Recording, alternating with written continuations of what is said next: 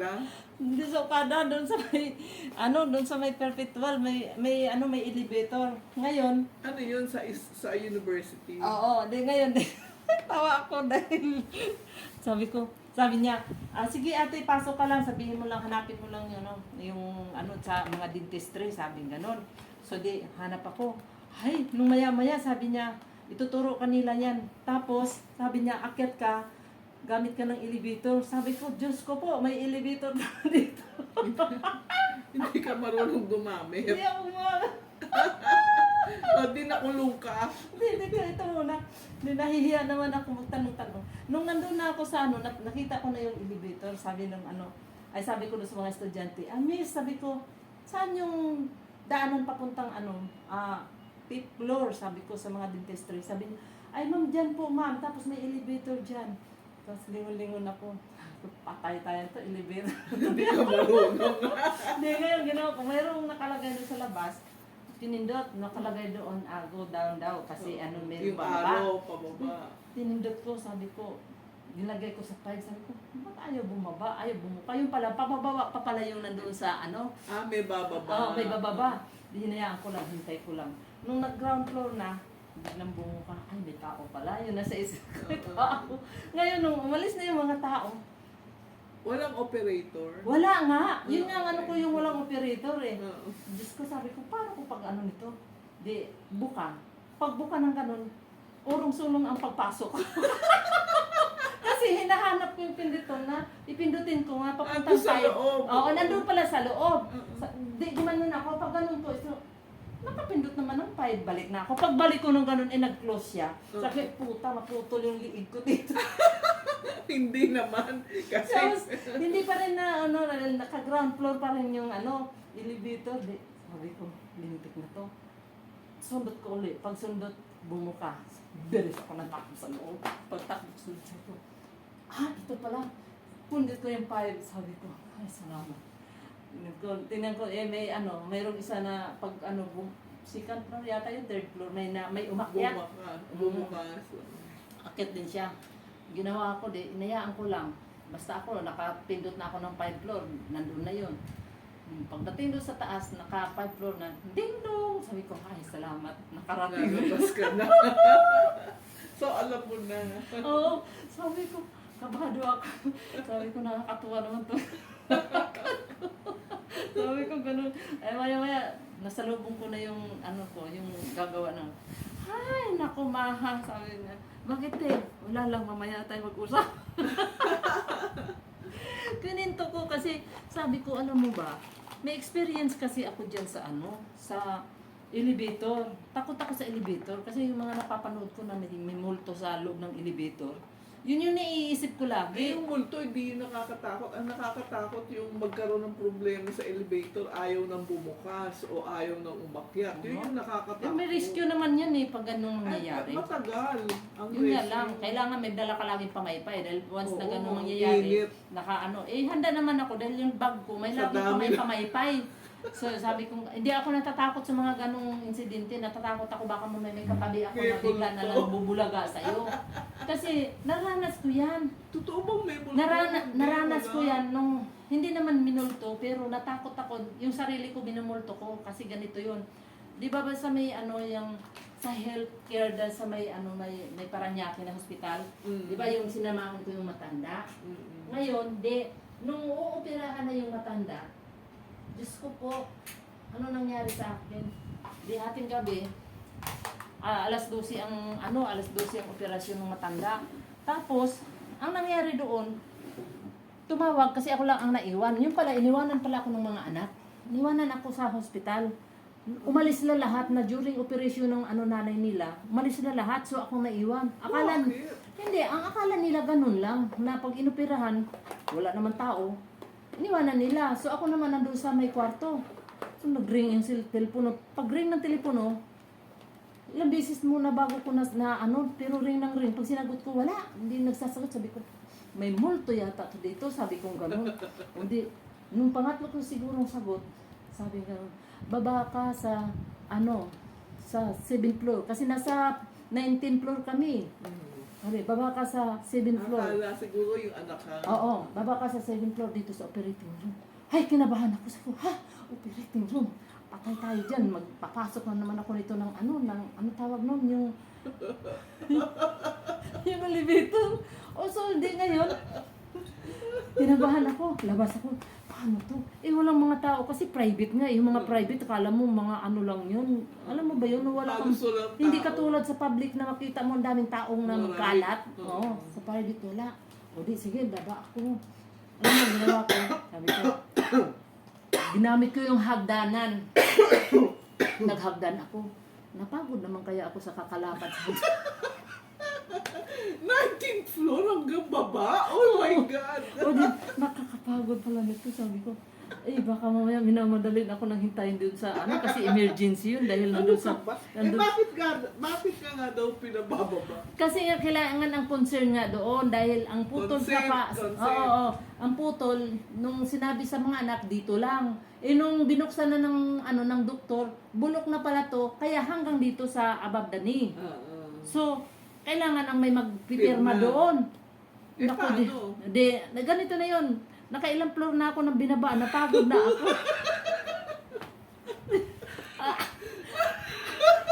Ang ginawa ko, sabi ko, makapasok na nga sa elevator. Sabi ko, sana may makasabay ako, pero wag lang multo ha. Sabi ko, ginawa ko, pinindot ko na, bumuka no. Pagpasok ko doon, sabi ko, Diyos ko po, iligtas mo naman ako. Iligtas mo naman ako, ayaw ko ng mga may demonyo. Ayun na yun, nakasakay, bilis lang. Sabi ko, mabilis lang pala. Oo, wala pang minuto. Sandali Pagbaba lang. ko, pagbuka ng nakita ko kagad yung mga ulo ng mga Mga yung doktor mga nandun nurse sa at loob doktor. kasi katapat lang ng operating room eh.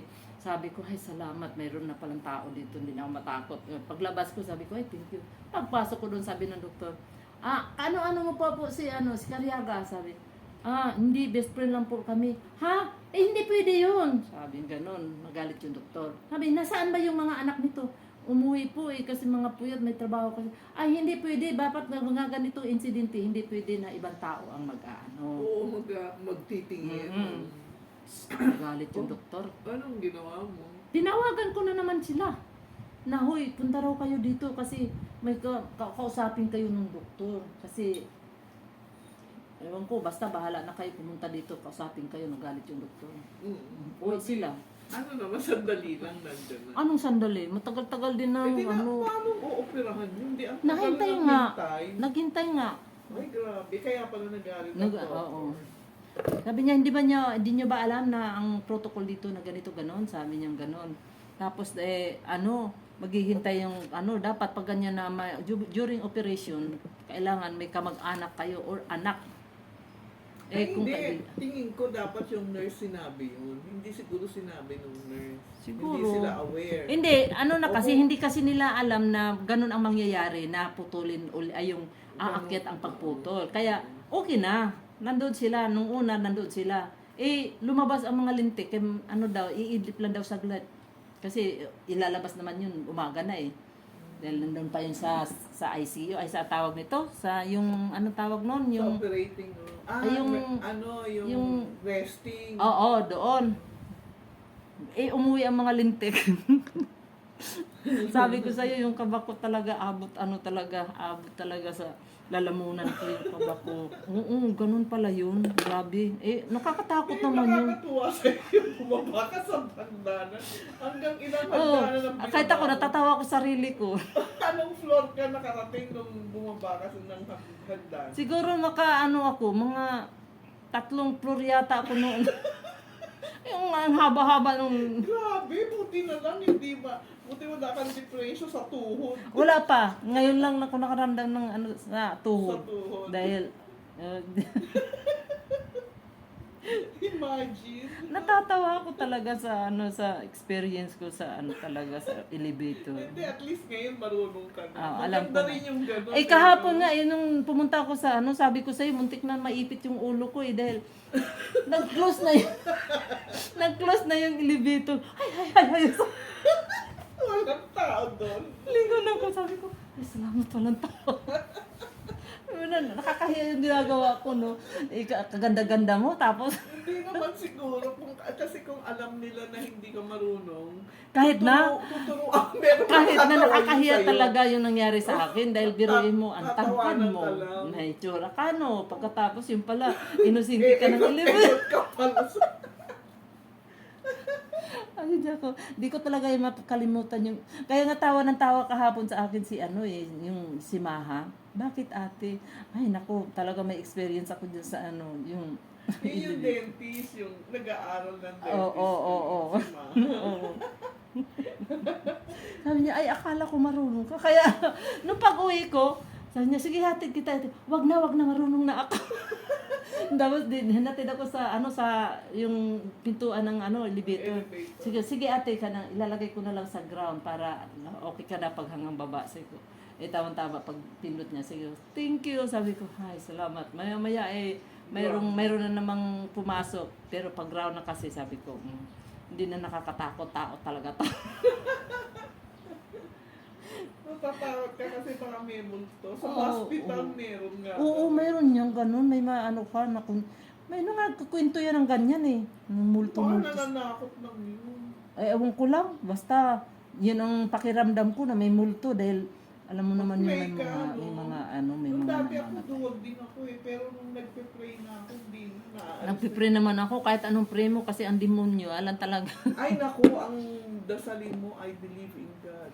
Mawawala yan. Oo.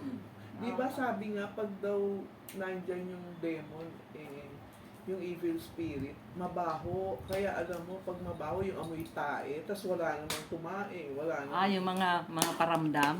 Oo. Mm. Dapat, tapos mag-pray ka. Ay nako guys, magandang usapan namin ito about multo sa multo sa tawag mo, Elevator. sa elevator. Kaya bahala na May kayo. palabas na may multo sa elevator, di ba? Oo, mayroon. Kaya ngayon minsan na yan ang napapaano ko eh. Naaalala mo. Usog natin. Hindi, ang mas nakakatawa talaga yung bumaba ka sa hagdanan. O kasi takot ako eh. Sabi ko, dito ako dadaan, baka mamaya may Mas lalo mang nakatakot yung nandoon ka dumaan na Oo, bumaba kasi kasi walang walang tao. tao. Tingin ako doon. Tahimik na tahimik. Eh baka mamaya biglang may nakaganon doon. Tingin ako, wala. Ako, baba. Tingin na naman ako, wala talagang tao. Kinabahan na ako, kaya pumasok na talaga ako ng ilibig. Nakakatakot talaga yun. Ay, Diyos ko. Huwag kayo matawa sa akin, guys. Wala kang laban. Ewan ko, wala ako sa diyan sa mga yan na makikipaglabang ka Di ba doon sa sabi nga, mas matakot ka sa sa tao, wag lang sa walang multo. niya. Oo, kasi yung mga multo, kaya mo yan, mag-pray ka lang. Wala kang belief kay God. Pag May hindi- belief, pero yung mawawala yung belief mo sa takot. Ibig sabihin, duwag ka talaga sa... Oo, sa duwag. ganon. Duwag talaga ako. Totoo ako, aminado ako, duwag ako. Kailan lang naman ako medyo nagtapang-tapangan. Sabi ko nga sa'yo noon, sasakay kami ng kalabaw eh. Pag dalawa lang kami, ako ang nasa huli. Ang gagawin ko, nakatalikod ako sa dito sa nagdadrive. kanya, oo. Kasi gusto mo Nakaharap ako makita doon. yung Paano mo makita? Nakaganon din yung mata. bakit gabi ba? Oo, kung minsan. gabi, Kasi kung pag gabi, inuutosan, nakakatakot, oy, bili kayo ng madilim. asin, o kaya manghingi kayo ng asin doon sa kapitbahay natin dahil ganun sa probinsya, di ba? Malayo. Malayo masyado. Uy, sakay kami ng kalabaw, tapos nakatalikod. O kaya, pag mayroon naman kaming tatlo kami, sa gitna ako. Eh, problema mo, palagay mo nga, tumalikod ka doon sa nagdadrive. Hindi mo alam yung nagdadrive na wala na. Iba na yung Oy, nagdadrive. naranas ko yan sa naman sa bangka. Nangingisda kami ng kapatid ko. Dalawa lang kaming nangisda sa laot. 1 week kami doon. Itong kapatid ko, niloko ako. Alam mo bakit? Yung pala, nandun sa palong ng yung alam mo ba yung bangka, di ba merong may kahoy na mataas na nakaganon. Oo, kasi Yung mga nakakabit doon Yung mga kinakabitan yung mga tolda. Nandoon. Habang naggaganon ako sa isda, salita ko ng salita. Uy, ang ganda ng kuha, ang ganda ng huli. Nagtataka ako, walang tao sa likod ko. Paglingon ko, walang tao. Sabi ko, hoy, nasaan ka na? Ang inisip ko, nahalunod sa naiwanan. tubig. Sabi ko, paano ko na ito patakbuhin tong bangka? Eh, ba't nawala nga? Nandoon nga sa dulo, umakyat parang unggoy doon sa taas. Niyo. Kinabawa na ako, sabi ko, GC, kasi GC pangalan ng kapatid ko. Asan ka na, GC? Ako, hala, nahulog man siguro yun sa tubig. Sabi ko, pero hindi, kasi kung mahulog yun, marunong lumangoy. Hindi yun, lalangoy yun na, ate, ganito, ganun. Pero wala. Ang inisip ko naman, kinain ng pating. Yung pala, hindi na siya makatiis doon, halapit na siya mahulog. Tawa siya na tawa doon sa ritos. Maya-maya, sabi niya, hoy, nandito ko siya. Parang unggoy. Oo, parang nga siyang unggoy nakakapit doon, pero hirap na siya doon sa siging tawa niya sa akin kasi nga kabado na nga ako. Tagal din, siguro mga 30 minutes din siya na naandun sa taas. Pero tawa siya ng tawa sa akin din. Ikaw ba naman nasa laot na dagat? Wala kang makita. Puro dagat lang talaga yun. Oo. Ayan, sabi Ayun ko, ang nakakatakot din. Eh, no? grabe yung mga experience ko sa buhay ko. Talagang dami-daming ano. Exciting. Adventures pala yung iyong Oo, super. Kaya sabi kong ganun ako, tingin lang niyo sa akin, kalam niyo walang alam, walang ano sa buhay. Walang kamong. Walang kamungwang, madami akong alam. Kahit sa trabaho ko, madami akong alam. Marami kang experiences na Madami. nakakatawa, nakakaingit, nakakapsuya. Tawa ko ng tawa nung time na yun eh. Buti tinanggal mo naman yung cutics mo. Ay, syempre, no. So ayan, Eh, mag-uumpisa kaso na. nga, nagkaroon na ng ano, bago ko tinanggal. Oo, mag-uumpisa na kami mag-ano. Tubig, ano ito. Mag-ano. Ayun, teka muna. Ay, teka muna. Mag-wawash muna ako ng ano. Nag-time na? Oo. O sige. Talagang takot ka ano ha. Ano, makalbo. Diyos ko. Hindi naman nakakalbo yan. Ano lang yan. Hindi porkit pangalan niya Speedy eh. Speedy akong makakalbo. Yung brand lang niya, pangalan Speedy. Pero, paano man kung ang buhok mo hindi ka masyadong ano. Ayan guys. Speedy, ang pangalan kasi ng ano niya, ang pangalan ng kanyang brand, Speedy. Basta yun na, Speedy. Virgin Speedy pala. So ngayon, inurasan niya kasi baka daw siya makalbo. Sabi ko, brand lang yan. Kasi minsan pwede yan abutin na kahit 1 hour ang babad dahil ano siya. Depende sa ano ng buhok, texture ng buhok. Kasi may buhok na hindi ka agad na ano. So ayan guys, kasi nagbabanlaw pa siya. Iputulin ko muna yung video ko at tabayan nyo na lang ang mamaya paglilinis ko.